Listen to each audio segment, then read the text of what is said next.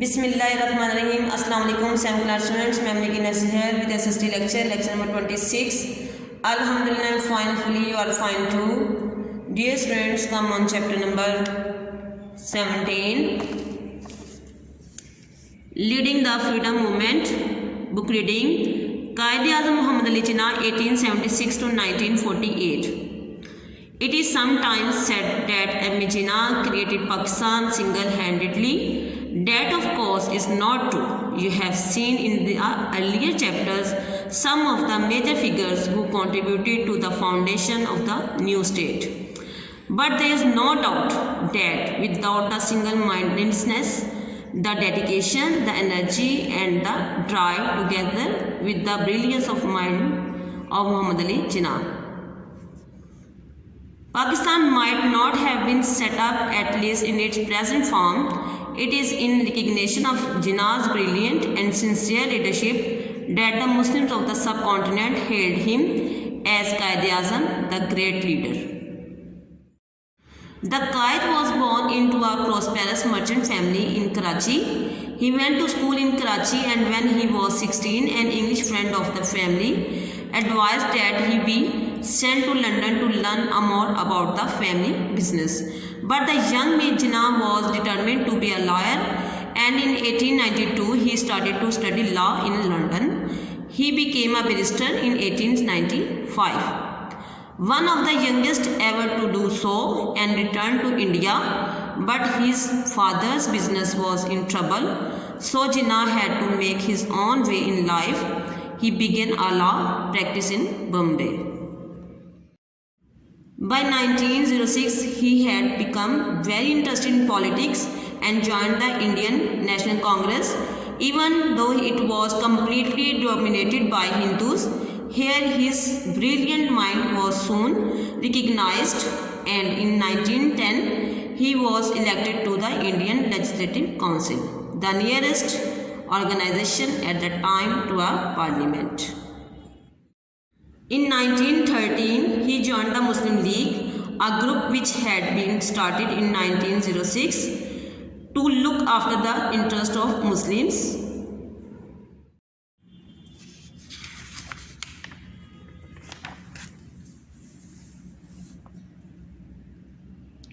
As the Indian National Congress (INC) did for Hindus, here again his outstanding abilities were recognized, and he was made president in 1916.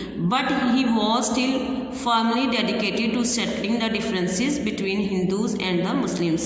This seemed quite possible then, as the Muslim League and the Congress had held joint conferences, and at one of these in Lucknow 1916, the two sides signed an agreement that when independence did come, as everyone knew that sooner or later it would, Hindus and Muslims would have separate electoral seats.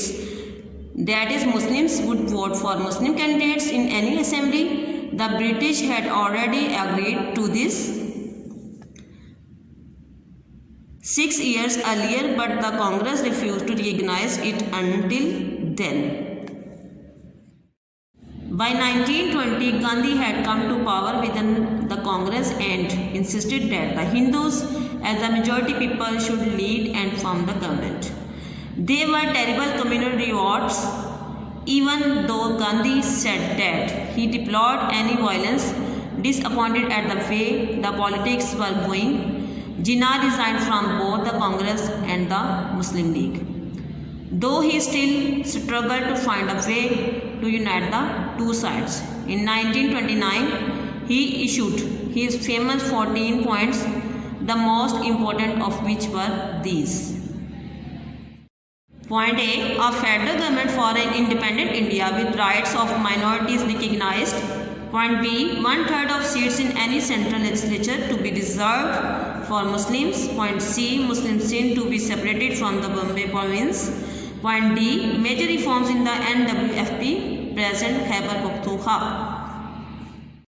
Gandhi and the Congress rejected these out of hand, and Jinnah, disgusted at the deviousness of the Hindu politicians, left India in 1930 to practice law in London, where he was immensely successful. While there, he attended the roundtable conferences of 1931 and 1932. These are the short questions related to this chapter number 17, leading the freedom movement. You will write these short questions in your sticky notes and later will be marked in your book. Question number 1, what is the meaning of Quaid-e-Azam? Question number 2, when did Quaid-e-Azam start to study law? Question number 3, when did Quaid-e-Azam become a barrister? Question number 4, when did Quaid-e-Azam join Indian National Congress? Question number 5, when did Quaid-e-Azam elect to Indian Legislative Council? Students, now mark the answers of these short questions. Question number 1, answer. Quaid-e-Azam means the great leader. Its answer of short question number 1, from here to here. Question number 2, answer. In 1892, he started to study law in London. Its answer of short question number 2, from here to here. Question number 3, answer. He became a barrister in 1895. Its answer of short question number 3, from here to here. Short question number 4, answer. By 1906, he had become very interested in politics and joined the Indian National Congress. From here to here.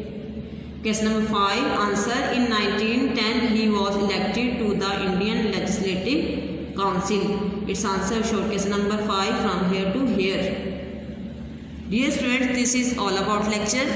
Learn by heart. Take care. Allah Hafiz.